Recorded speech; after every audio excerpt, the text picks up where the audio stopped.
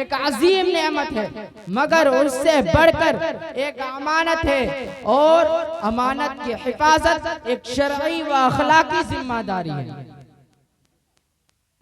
हज़रात, अल्लाह रब्बुल इज्जत कुरान मजीद में इरशाद फरमाता है, ये कुरान मुक़द्दस वो कुरान मुक़द्दस है कि अगर अल्लाह रब्बुल इज्जत इसे पहाड़ में उतारता तो पहाड़ रेज़ा रेज़ा हो जाता। कुरान मजीद को अगर पहाड़ में उतारता तो पहाड़ रेज़ा रेज़ा हो जाती। अल्लाह ताला की बहुत सारी किताबें, अनगिनत किताबें, अल्लाह ताला की किताबें तो बहुत सारी, मगर उनमें से 4 किताबें मशहूर है। नंबर 1 तौरात, नंबर 2 ज़बूर, नंबर 3 इंजील, नंबर 4 कुरान मजीद। तौरात जो हजरत मूसा अलैहिस्सलाम पर नाजिल हुआ, ज़बूर जो हजरत दाऊद अलैहिस्सलाम पर नाजिल हुआ, इंजील जो हजरत ईसा अलैहिस्सलाम पर नाजिल हुआ, कुरान मजीद जो हमारे प्यारे सरकार नूर नूर अला नूर मुस्तफा मोहम्मद मुस्तफा सल्लल्लाहु ताला अलैहि वसल्लम पर नाजिल हुआ। उसी कुरान मजीद में इरशाद फरमाते हैं, ऐ ईमान वालों, अपने आप को और अपने अहलो अयाल को आग से बचाओ। ऐ ईमान वालों, अपने आप को और अपने अहलो अयाल को आग से बचाओ। Who you believe, save yourself. Who you believe, ऐ ईमान वालों, save yourselves, अपने आप को and your families, और तुम अपने फैमिली मेंबर को फ्रॉम द फायर, आग से बचाओ। इस आयत करीमा से मालूम हुआ कि औलाद की सही दीनी और अखलाकी और मुआशरती तरबियत भी हर मोमिन वालिदैन पर फर्ज है। आज हम अपने दौर से गुजर रहे हैं जहां सोशल मीडिया महशबात, बदअकीदगी, बेहयाई, मादा परस्ती और बेमकसद जिंदगी के रुझानात हर दरवाजे पर दस्तक दे रही है।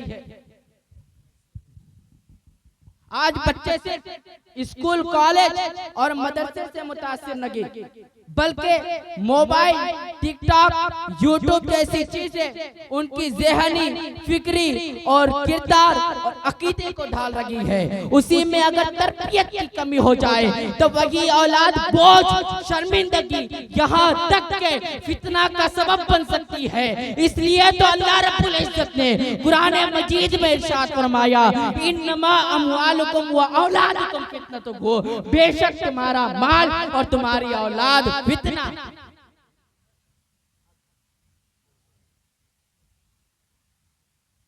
याद रखे, तरबियत का मतलब सिर्फ अच्छे कपड़े पहना देना नहीं या स्कूल भेज देना नहीं, बल्कि तरबियत का मतलब यह है कि बच्चों के दिलों में अल्लाह और उसके रसूल की मोहब्बत पैदा करना, बच्चों के सीनों में अल्लाह और उसके रसूल की ख्वाब पैदा करना, उनके किरदार में दयानत, शराफत और अदब जैसी खूबियां डालना, उन्हें नमाज, रोजा और तिलावत कुरान का आदी बनाना, उनकी ज़हनी, फिक्री और रूहानी तामीर कराना। माँ बाप पर यह लाजिम है कि आपके गोद में जो बच्चा गए आप उनको तरबियत से जर्रा भी गफलत ना बरते, क्योंकि आपके गोद में जो बच्चा गए वो सिर्फ मुसलमान नहीं है, बल्कि आखिरी नबी सल्लल्लाहु ताला अलैहि वसल्लम के अफराद है, वो खैर उम्मत का हिस्सा है। लिहाजा ये आपकी जिम्मेदारी है कि आप अपने बच्चों को इस काबिल बना दे कि वो उस जिम्मेदारी को अदा करने के काबिल हो जाए, उनके अंदर मकसद जिंदगी का शऊर पैदा करे,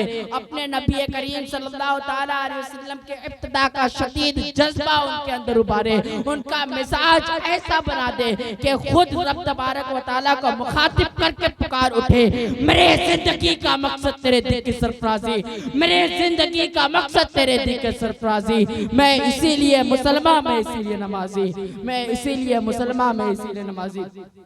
वक्त की किल्लत दामनगीर है, मैं अपनी गुफ्तगू को यही खत्म करना चाहता हूँ। कुछ दावाना अल्हम्दुलिल्लाहि रब्बिल आलमीन।